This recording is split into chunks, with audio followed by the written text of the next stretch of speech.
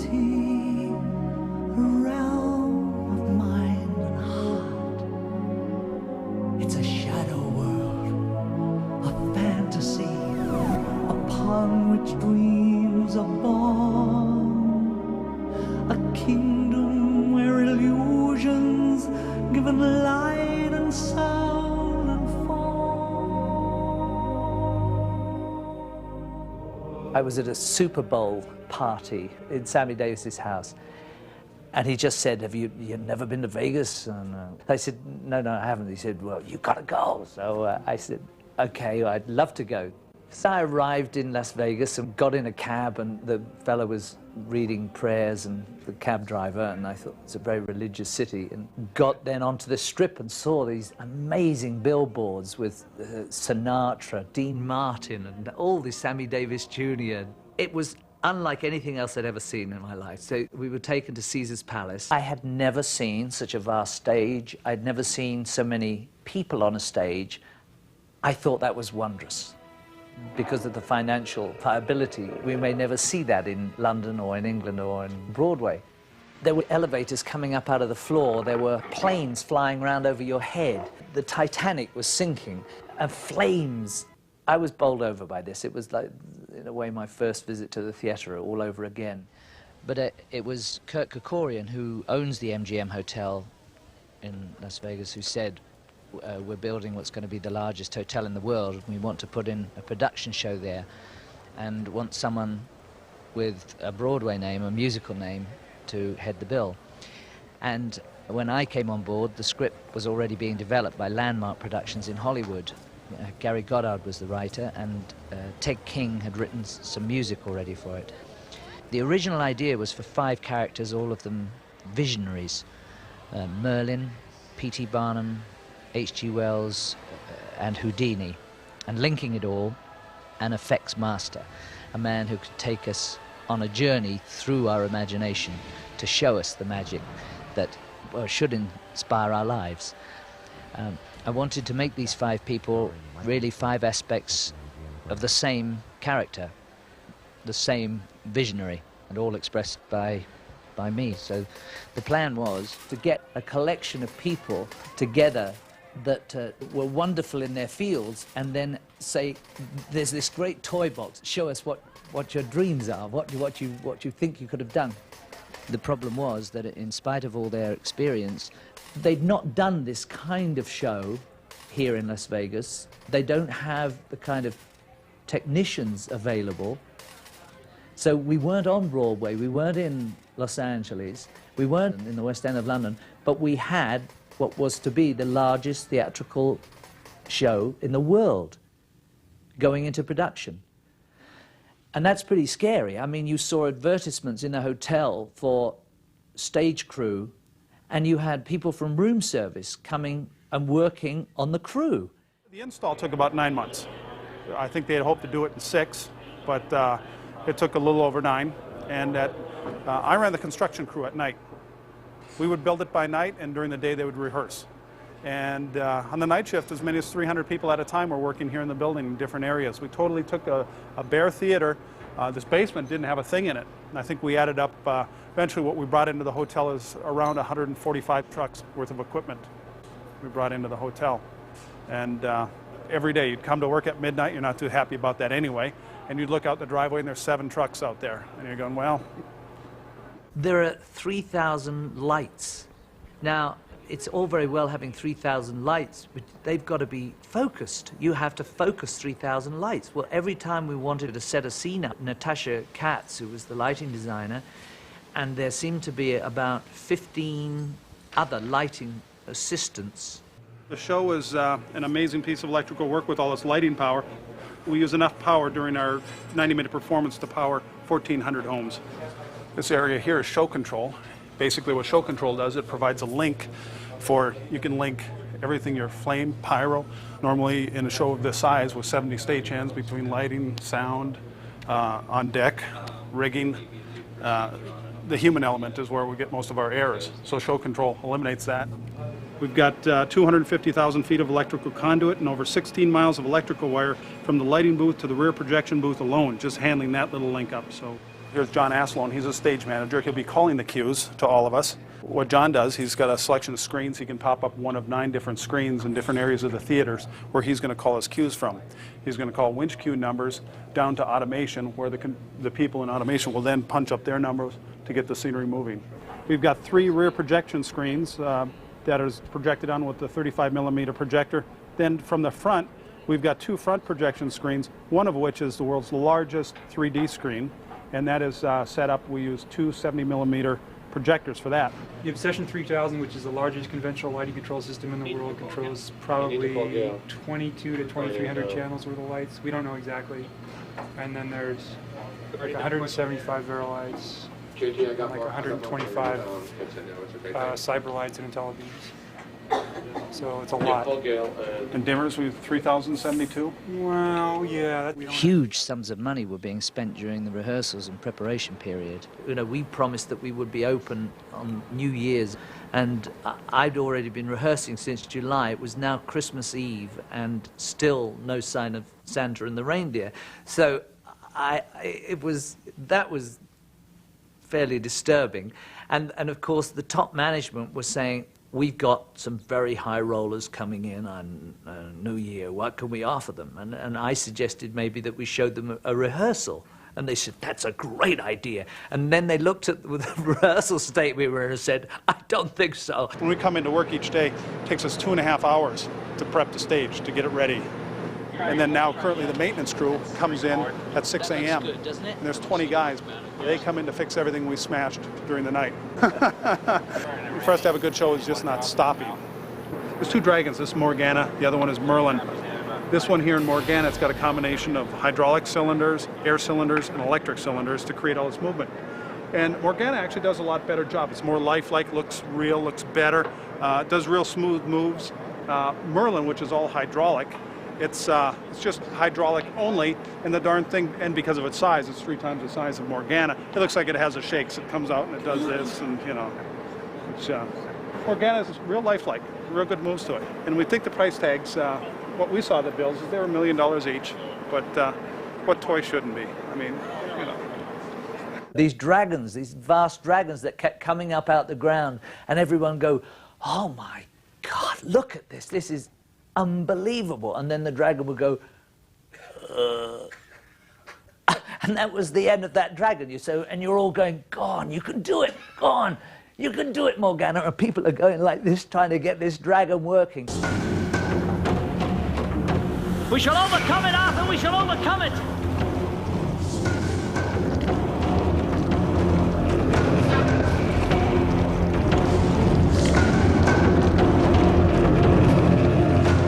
One comes up behind me and one comes up in front of me. So I'm in between these two, this fight of flame.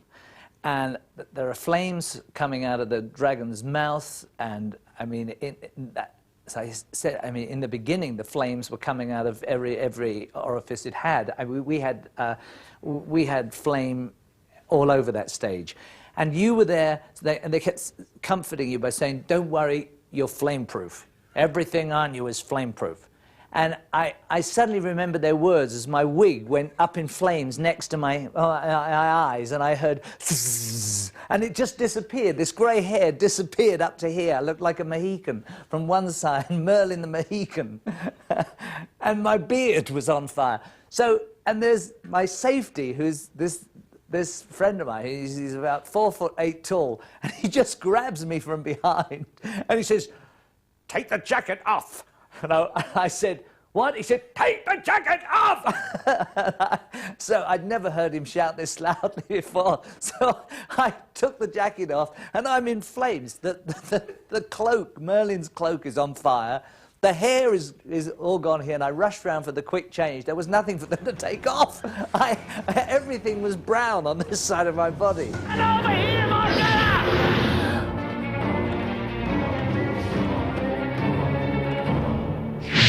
That's not a dragon. This is a dragon.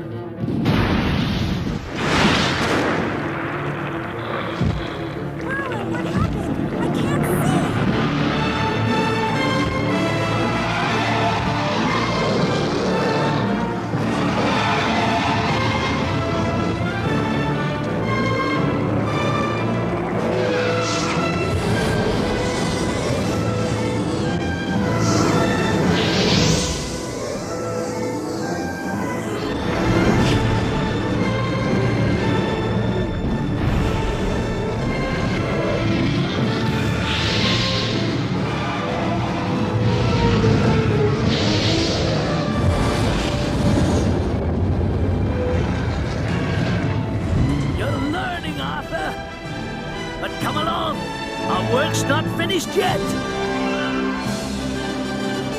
Take this lesson with you now. Good must triumph always. Then they take you 60 feet up in the air on a trapeze to go into the next scene. So it didn't really hit me until I got up there, 60 feet up in the air, and then they let me off on this cone of light that comes in very, very high above the stage, and that's very dangerous. It didn't hit me till I reached that point, what had happened to me.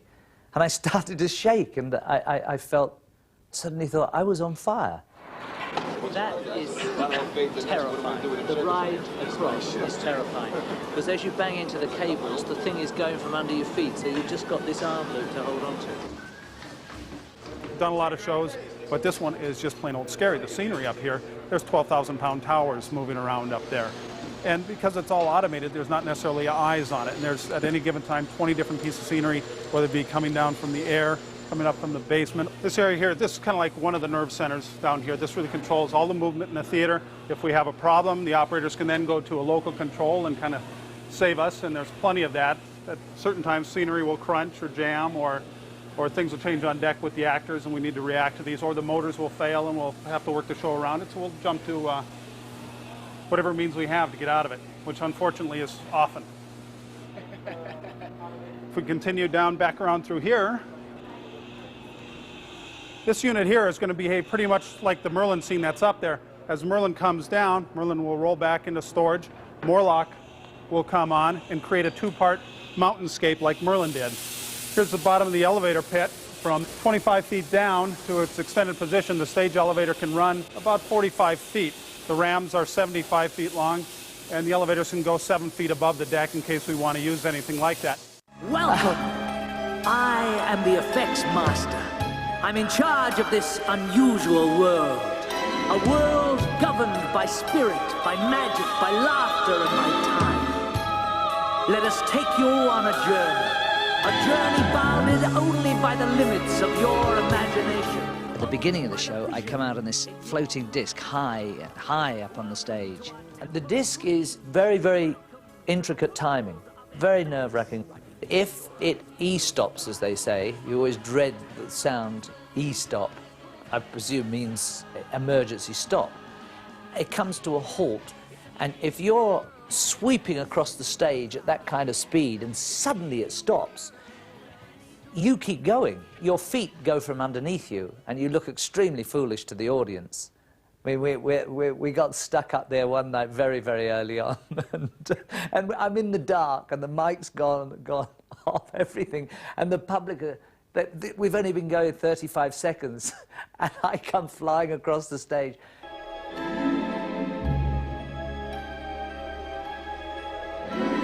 It's a world beyond reality, a place of light and dark. A world beyond infinity, a realm of mind and heart. It's a shadow world of fantasy upon which dreams are born. A kingdom where illusions give it light and sound and form. It's a magic world where the rules do not apply. It's a brave new world where any dream can fly. Magic and mystery turn to reality in the world.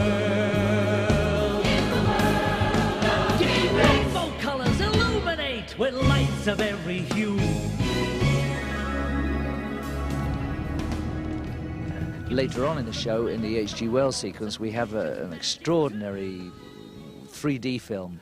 And in the program, you have the glasses, and I tell you from the side stage that any minute you're going to go on this journey, and you'll wear these 3D glasses, which are in the back of your program. You must put them on, and it'll enhance your journey, obviously.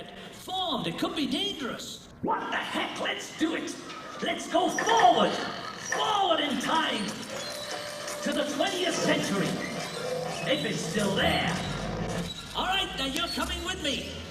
It's time to put on your glasses. But you have to remember that many of the audience come from Asia and cannot speak much English, if any. So sometimes I come out right at the beginning of the show, long before the 3D sequence, and the audience are all sitting there already looking at me in their 3D glasses.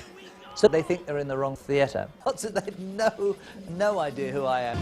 Hope you like dogs. It's a very active show, and Michael is, he's put through hell on it. He's just running back and forth. If you don't see him on stage, he's running somewhere in the wings or doing a costume change. No rest at all for him. 2 shows every day. It's full sprint for 90 minutes. Amazing man to do a show like this and hold up. He has not missed a show yet. We've certainly had problems. He's fallen and injured himself, and he's limped through a dozen or so shows, and through the illnesses and all these things, he's still there. Showtime, he still comes out. This is for Cirque 3, and this has got a total weight on it. In fact, we had to mule several together. The whole inside is loaded with pig weight, so just like that, but the doggone length of this thing is about 30 feet long. There's so much weight, it's become so dangerous. If this thing ever runs away, the Chinese are going to get mad. Total counterweight and the pieces that we fly is 637,000 pounds, 300 tons, 315 tons. Here's the other circus ship right here, and this weight comes in at 27,000 pounds for our second ship. That's a lot of weight, and these babies just keep going right down there. And so these travel in and out during the show. It's pretty interesting dance of pig weight up here.